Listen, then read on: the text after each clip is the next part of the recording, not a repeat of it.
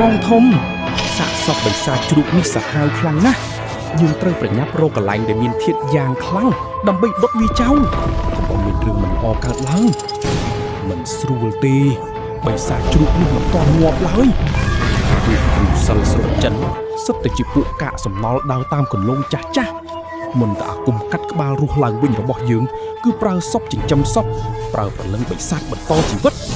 ថ្ងៃនេះយើងនឹងកំពុងខ្សែលោហិតនេះរបស់ភូមិតកូរីនេះចោលតើនេះជាមុនតើអាគមចង្រៃអីហ្នឹងហៅភ្នែកបន្តទម្លាក់ពីមេឃបន្សាបបិសាច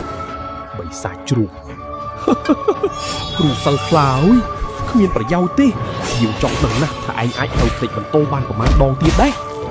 ស្មានមិនដល់សោះថាជាខ្មោចឆៅដែលមានអាយុកាលរាប់រយឆ្នាំសោះម៉ែខ្វែលើយបងធំ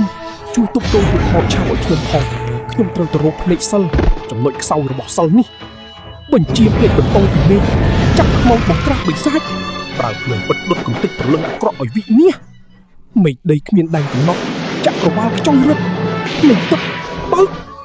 ពិតមែនវាគឺជាធាតុអាក្រក់នៃខ្សែលោហិតនេះបងធំភ្នែកសិលនៅទីនេះខ្លាបិសាចចង្រៃវិនាសទៅ